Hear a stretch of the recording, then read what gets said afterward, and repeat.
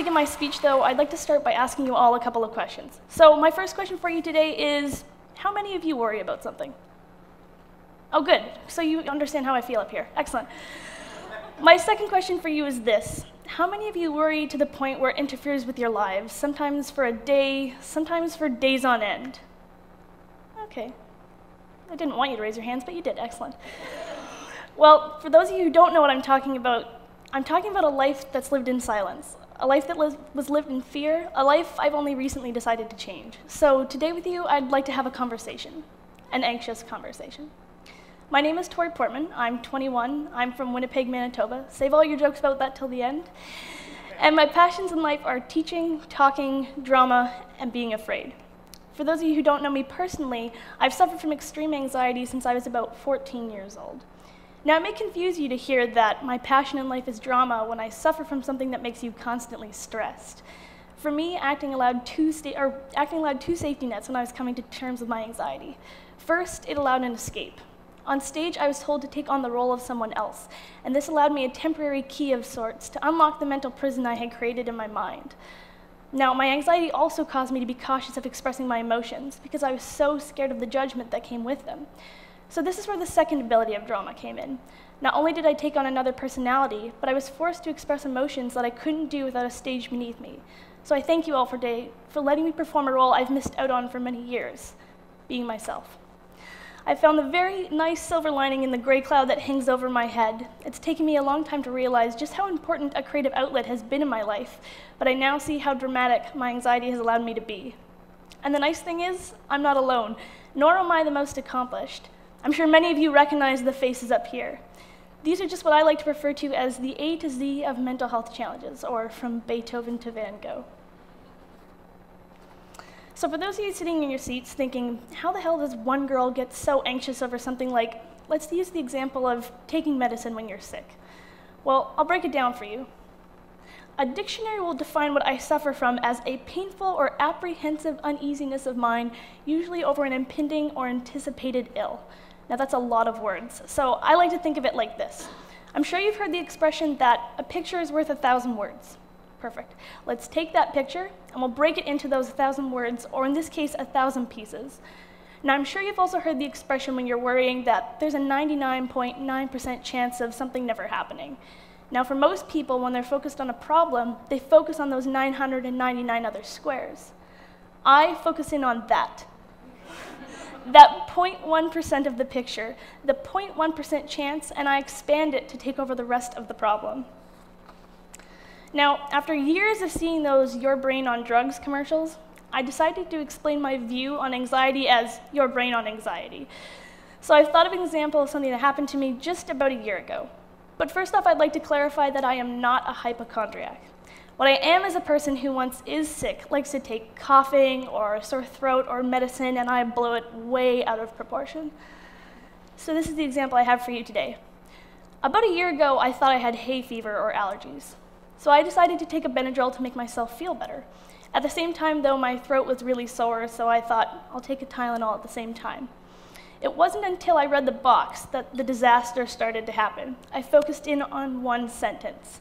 Do not use with other products containing any of these ingredients. And the ingredient that happened to be in both medicines was pseudoephedrine hydrochloride. I said that really well, didn't I? Which, in its basic terms, is a nasal decongestant. Now, what happens with me when I see that is I immediately start crying because I'm so sure that I'm going to die. I called my mother at 3 a.m. I asked her if I was going to die. I thought I'd have to go to the hospital to get my stomach pumped because I was so sure, and that if I didn't go to the hospital to get my stomach pumped, that I would end up there. Now, it sounds really funny, and it's funny for me to tell it, but these are the kinds of things that I suffer through when I'm dealing with my anxiety in one particular moment. So, what do we think about when we talk about mental health? Well, I'll let you know what I thought about when I was coming to terms with my diagnoses. Like many taboo subjects, our knowledge is created out of the social imagery. So when I heard words like mental health or therapy, I would think crazy, suicidal, abnormal, medicated, alone, among many other things. I was so sure that if I told anyone I felt this, that they would lock me up in one of those old-fashioned mental institutions. The kinds you read about in old books or you see in old movies where the nurses go about their day and patients sit in straitjackets with their mouths hanging open and the drool falling out. I was so sure that I would get locked up, so I decided to lock up myself. I put on that straitjacket, I locked the door, and I lay down in a padded cell I had created in my mind. I was so sure of the judgment that came with living in our society. Hang on. Sorry, Mom and Dad. So I decided to use humor as my padding, so that if any of my anxieties slipped through the cracks of my skin, I'd poke fun of myself to make others laugh. I was so sure that if I was laughing with them, then maybe I wasn't alone. And then I realized something.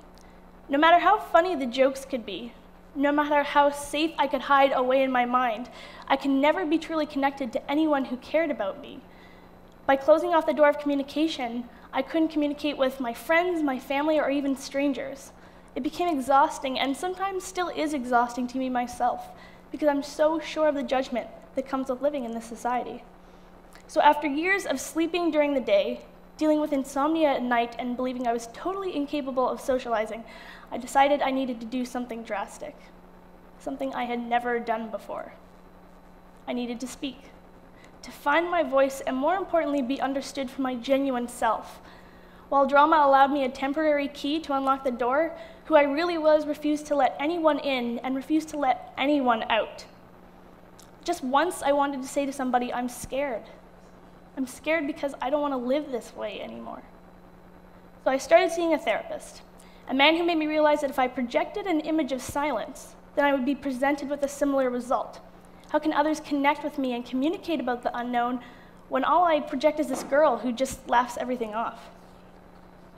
By being told I could hide away in my mind, that I could communicate with those who were like me, but also those who weren't, I realized that everyone suffers from something. I couldn't just tell myself it was okay to talk, though. I had to let those in my life, or those that would later come into my life, know that sometimes it's okay to talk about the unthinkable, the unspeakable. And the one thing I wanted to know more than anything else was, is anyone else out there like me? And the response I found from doing research and from talking to people was astonishing, because it seems that those who are most vulnerable to these kinds of challenges were people in my own age group. Between the ages of 20 and 29, most of us are making huge life transitions. There's post-secondary education, part-time or full-time work, moving away from home, managing a family, managing a social life, and most of this is happening at the same time. Published from an article by the Mental Health Commission of Canada, it states that over 28% of people ages 20 to 29 experience a mental illness in a given year. A study done by the University of Alberta shows that anxiety ranked second highest to highest for students diagnosed or treated in the summer of 2013. Now, is anyone surprised by these stats? Because I can honestly say that I'm not. So if these are all too familiar, if these stats are at all normal, why aren't we saying anything about it? The youth in our society, those in my age range or younger, are being constantly barraged by messages of the social media. Where are you going in life? What are you doing? What does that person think of you? What do you think of you? What's on your mind? What are you doing right now? We need to have these conversations around mental health in higher education because students are so vulnerable to these kinds of challenges. What I've noticed is that we're not asking the right kinds of questions. We spend our days on Facebook talking about ourselves, and yet we hide the information that really needs to be shared, the information that we feel is too different to reveal to those we perceive to be normal. Now, I'm not saying I knew I'd mess up that line. God. I've been practicing saying what's and what is holy. Now, I'm not saying what is out there isn't working. Therapists are amazing people when you find the one that suits you.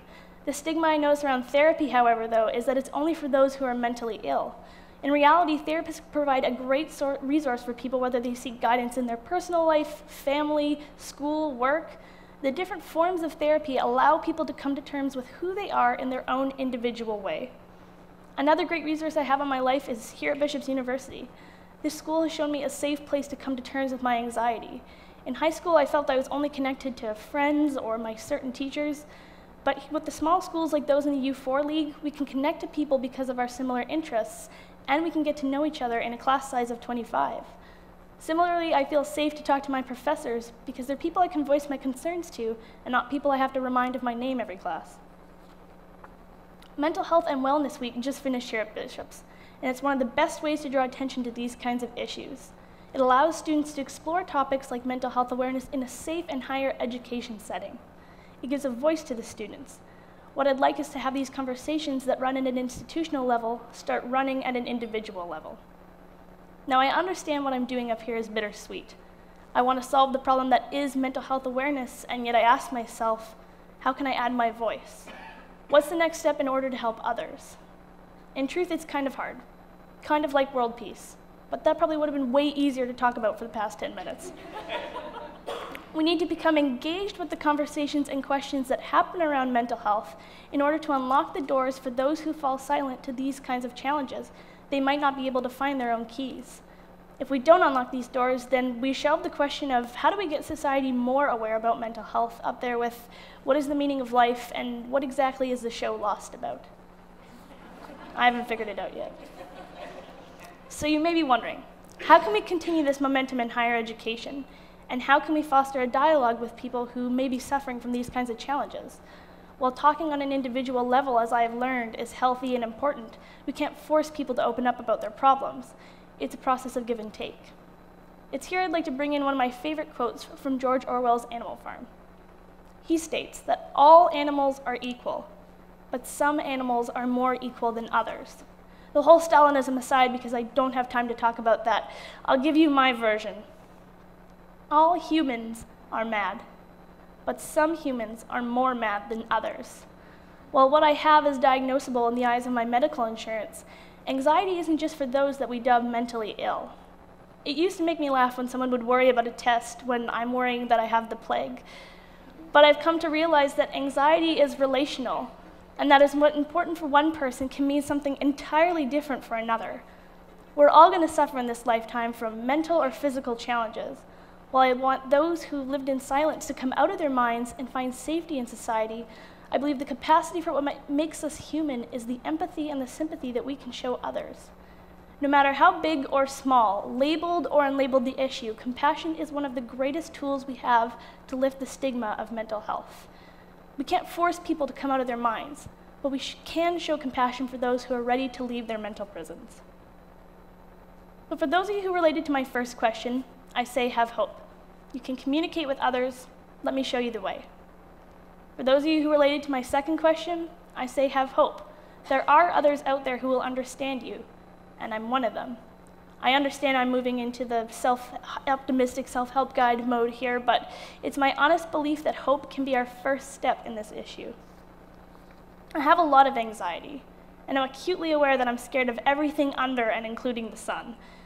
But the one thing I try and hold on to, the one thing I know is worth living for, is hope.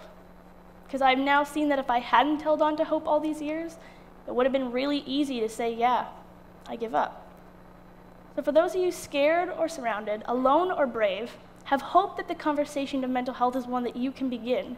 We must see that while we as a society are beginning an engagement with the conversation, we as the individuals are still scared to come forward.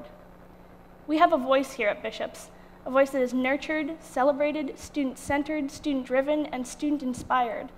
While this all may seem overwhelming, with a small school like Bishop's, our voices and our conversations are powerful. I never would have imagined that I would be given the opportunity to speak about my concerns regarding mental health on the same stage as the chair of the Mental Health Commission of Canada. So to continue the opportunity that Bishop's has given me, I'll be in N4 on Fridays, from 2 to 4 p.m., watching movies with the Inglit Club, ready to listen to anyone who wants to break free from their silence. I thank you for listening to my suggestions and my story. If I had had people like you who would have listened to me for 15 minutes a long time ago, then maybe I'd be sitting in that audience, allowing another young person the chance to be heard for who they are. Thank you.